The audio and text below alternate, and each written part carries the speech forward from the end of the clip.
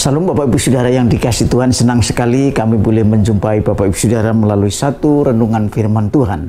Yang kali ini kita akan sama-sama renungkan dari 2 Korintus pasal yang ke-8, ayat yang pertama hingga ayat yang ke-15. Namun demikian kami tidak akan membacakan ayat-ayat ini semuanya, tapi hanya beberapa hal yang penting yang menjadi pokok renungan kita untuk kita sama-sama bahas dengan saksama. Bapak Ibu Saudara, renungan kali ini saya akan beri judul Jemaat Makedonia dalam Pelayanan Kasih yang Luar Biasa. Sekali lagi, Jemaat Makedonia dalam Pelayanan Kasih yang Luar Biasa. Bapak Ibu Saudara, Jemaat Makedonia adalah salah satu jemaat yang mendapat pujian dari Rasul Paulus. Mengapa demikian? Karena jemaat ini adalah jemaat yang telah menjalani hidup sebagai orang yang beriman. Dan orang yang beriman itu adalah orang yang beriman oleh karena kasih. Iman bekerja oleh kasih. Dan itulah yang telah dikerjakan oleh jemaat di Makedonia untuk orang-orang yang perlu mendapat bantuan. Bapak Ibu Saudara, ada beberapa hal penting yang saudara dan saya patut renungkan dan juga patut melakukannya seperti apa yang dikerjakan oleh jemaat Makedonia. Saudara, di dalam pasal yang ke-8 dari 2 Korintus ini, di sana dikatakan demikian. Mari saya akan bacakan buat saudara dan saya dan perhatikan dengan baik supaya kita boleh merenungkan dan melakukannya. Di sana dikatakan selagi dicobai dengan berat dalam berbagai penderitaan, sukacita mereka meluap, dan meskipun mereka sangat miskin, namun mereka kaya dalam kemurahan. Bapak Ibu Saudara, hal yang pertama yang patut kita perhatikan dan kita ikuti sebagai jemaat Tuhan yang saat ini hidup di akhir zaman, yaitu seperti apa yang dialami oleh jemaat di Makedonia, yaitu sekalipun dicobai dengan berat, yaitu dengan berbagai penderitaan, sukacita mereka meluap. Jadi sukacita orang Kristen, orang percaya itu bukan sukacita karena duniawi, tetapi sukacita karena Roh Kudus. Itu karena Allah sendiri yang mendiami hati orang itu. Kalau saudara belum mengalami sukacita seperti ini, kalau saya belum mengalami sukacita seperti apa yang dialami oleh orang Makedonia ini, maka saudara dan saya masih perlu bertanya kepada kita masing-masing, apakah kita sungguh-sungguh telah hidup dalam kasih yang sejati. Tetapi firman Tuhan ini mengatakan kepada saudara dan saya bahwa orang Makedonia ini telah benar-benar hidup dalam iman, yaitu iman yang bekerja oleh kasih. Sehingga sekalipun mereka menderita, mereka mendapat tekanan yang berat oleh keadaan di sekitar, apalagi karena iman, mereka tetap bisa bersukacita dengan meluap. Sukacita itu adalah ciri daripada orang yang hidup dalam kasih. Mari saudara, kita sekalian, saya mengajak kita untuk tetap bersukacitalah senantiasa di dalam Tuhan. Karena Tuhan adalah sumber daripada sukacita orang percaya. Itu yang pertama. Bapak Ibu Saudara yang dikasihi Tuhan, pelayanan kasih yang terjadi di Makedonia, jemaat yang hidup oleh karena kasih.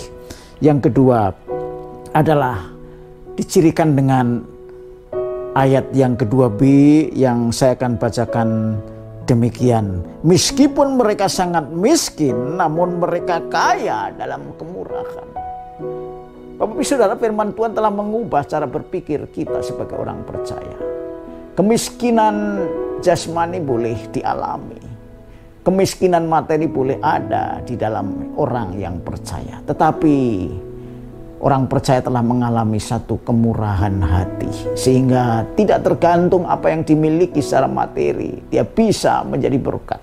Sebab di sana dikatakan bahwa namun mereka kaya dalam kemurahan, sekalipun mereka miskin secara materi. Ini yang harus ada di dalam setiap orang Kristen.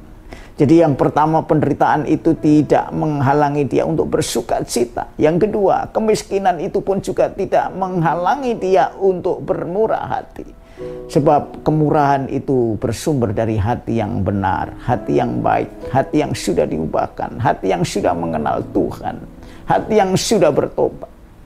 Dan itulah saudara firman Tuhan kali ini, ketika jemaat Makedonia mendapat satu pesan baik dari Paulus bahwa mereka adalah orang-orang yang hidup dalam kasih. Mari, sekalipun ada penderitaan di dalam kehidupan saudara dan saya. Jangan sampai saudara kehilangan sukacita di dalam Tuhan.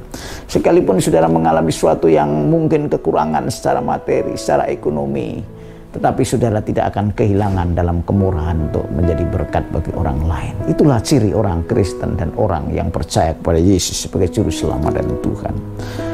Bapak Ibu Saudara, yang ketiga, apa yang dialami oleh orang-orang Makedonia ini saudara, mereka di dalam melaksanakan pelayanan kasihnya, mereka memberi menurut kemampuan mereka. Artinya apa saudara? Dia bisa mengukur bagaimana memberi menurut kemampuan. Bahkan dikatakan mereka memberi melampaui kemampuan mereka. Saya ingat kepada seorang janda yang dipuji oleh Tuhan Yesus ketika dia datang di bait Allah.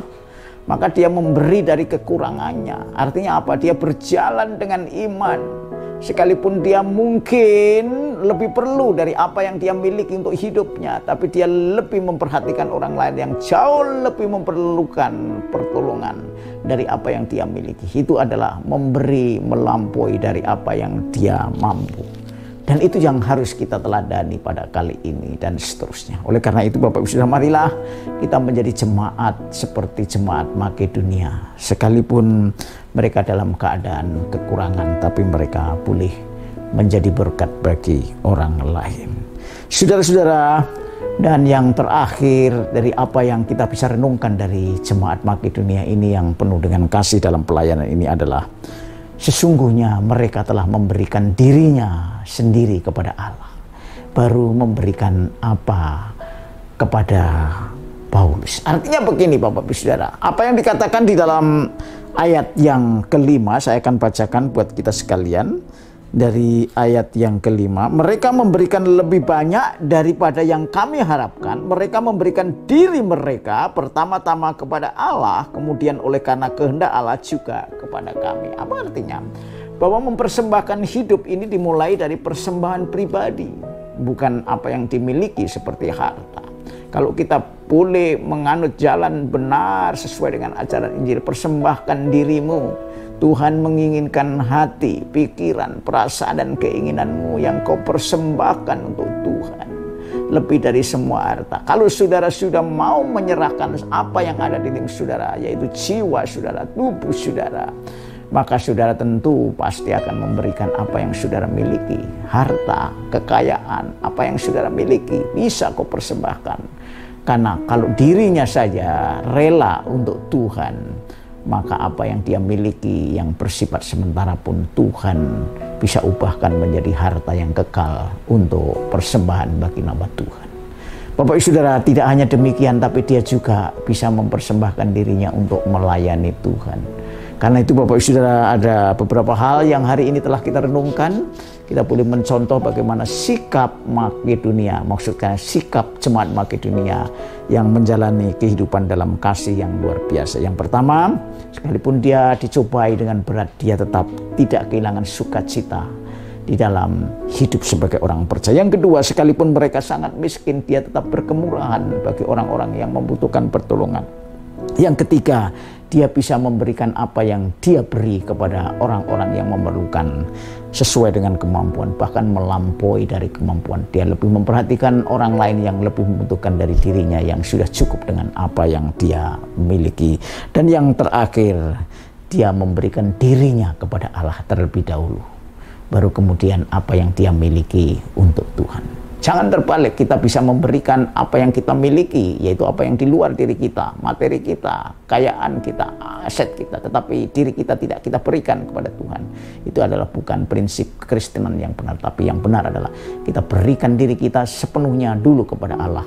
Baru tentu ada perubahan sikap, hati, pikiran, dan kehidupan. Maka apa yang ada di dalam diri kita, maksudnya apa yang ada kita miliki, akan kita berikan seperti apa yang kita miliki, harta, benda, kekayaan, dan apa yang kita miliki. Biarlah firman Tuhan kali ini memberkati saudara dan saya, karena jemaat Makedonia yang telah menjadi contoh buat jemaat pada zaman akhir ini. Tuhan Yesus memberkati. Shalom.